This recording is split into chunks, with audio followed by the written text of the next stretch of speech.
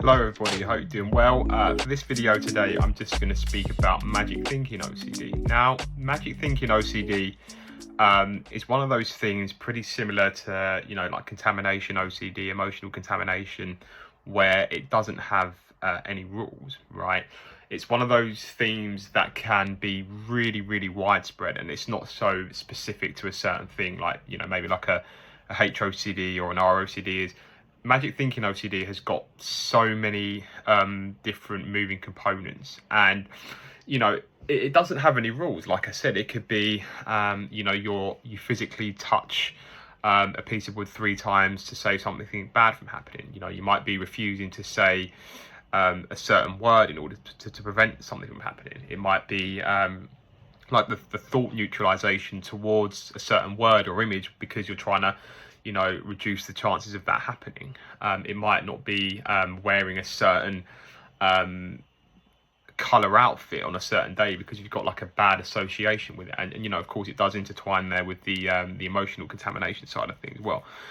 But generally speaking, what happens is through your thoughts, behaviors and your actions, what generally happens with Magic Thinking OCD is that you make sort of linkages between those things, even though rationally it can't really be proven that there is a link between those things, right?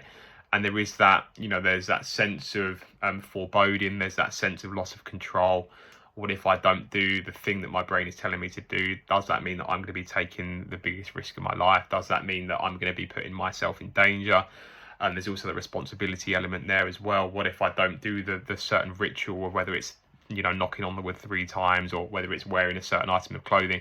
What will the ramifications of that be? And like I said, magic thinking can be very nuanced, and there's going to be lots of sort of mental and physical compulsions there when you're almost trying to sort of double check that nothing bad's going to happen. You might do the thought replacement, you might do like an image replacement, it might just be like a knee-jerk response to that sensation, and then it might be an outward compulsions as well. So maybe you've got a fear of tapping on wood 3 times and something bad happening to somebody else or you might go and text your mum or granddad to say that, or to ask if they're okay off the back of you having a bad thought, right? That's something that I used to do. I remember with magic thinking, mine was tied into the responsibility element, all right? So it was, because I've made up a lie about my granddad going to hospital, which I did when I was in my college days, because I was too scared of being honest about not going to a certain event because of the fear of rejection. I thought that, because I made up that lie about my granddad going to hospital, that means it's going to be my fault. And I'd always double check to make sure that he was all right, just to check that he was still okay. And because I had that element of guilt and shame there, what if something bad happens to him? That's definitely my fault. Even though there logically wasn't any linkage between those two things, OCD will make it out that there is. And of course, you're not going to be able to use logic with magic thinking. And what happens is we think we can, and we think that we can use logic because of how absurd it sounds, but that's where we fall into the path of compulsions and reassurance. It feels very easy to do that, to sort of justify it, because we think, it's just not going to happen, but yet we still fall for that illusion that OCD gives, right? So we have to be so careful with that.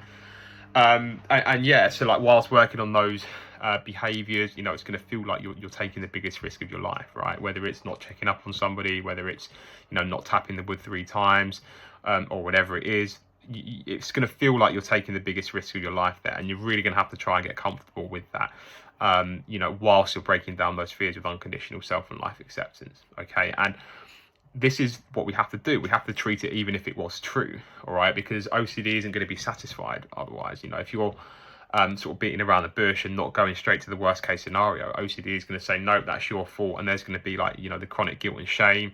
There can be like the fear of fear element there as well. What if I stay stuck in this forever? It could also be like the fear of death for you. Like, what if I've been irresponsible and it's led, or I've been reckless and something bad's happened to me off the back of that? What if I suffer pain, fear of suffering pain? What if I, it could be anything. What if I get rejected? There's so many different fears which can emanate from magical thinking. Those can be the main ones, the responsibility fears, the fear of something bad happening to you. But there can also be like the other fears there as well, like the fear of rejection, the fear of, even your worst case scenario coming true. You've got to look at the fears that are driving that, okay? So yeah, whilst looking at those fears and working on those, compulsive behaviours, trying to bring those rituals down, those mental compulsions, thought replacement, image replacement, and genuinely taking the risk, what we need to think about is also having some compassion. Okay, and with magic thinking, I couldn't have recovered without compassion, and by that, what I mean is look, imagine you did have this unfortunate superpower that meant if you did tap 3 times, you was going to be responsible for something bad happening to somebody. Imagine you did have this superpower where if you wore this item of clothing, that by default the world happened to go AWOL, or something bad happened off the back of you just doing that, right? That, I think if you had such power and you did have that magic power, let's say, why would that not warrant a level of compassion? How unfortunate it would be where you could have such power and control over such unfortunate things happening in the world. I think rather than berating and fighting yourself, that would definitely warrant some compassion. And that was what really changed the game for me with magic thinking, because I had the chronic guilt and shame there. I had to think of it from another direction, because why would that warrant chronic guilt and shame if I was so unfortunate to have that power? It'd very much be a very unfortunate thing to have, like I said. All right, so you really need to try and think of it from those angles. Okay, and with magic thinking as well, we got to think that people, stuff can still happen, right? Life, and scientifically speaking, there are still things that can happen that are largely out of our control, right? Whether I tap on the wood 3 times or not, if I walk out of my house and somebody's driving a car and they're over the limit, more than likely tapping on that wood 3 times, whether I did that or not, that scientific element of me getting hit by the car, by the person, which is out of my control, that's going to override that every time, right?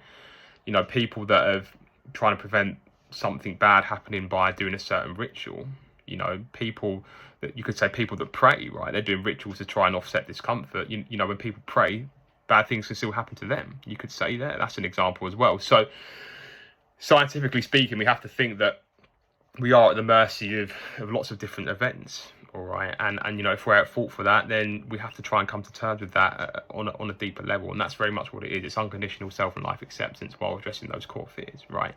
You could also say as well, if magic thinking was so prevalent, okay, people will be going jail for crimes they haven't committed, right? You could be making links from where people have. You could literally randomly pick a person and say, oh, because that person didn't tap on the wood 3 times in 2019, they're at fault for that plane crashing across the other side of the world, right? You can magically just make up these links out of nowhere, and society would collapse, right? People would be going to jail for crimes they haven't committed, right? The justice system would collapse, prisons would be overflowing, and society would be screwed, so to speak, right? So you've got to remember that, are we really that powerful?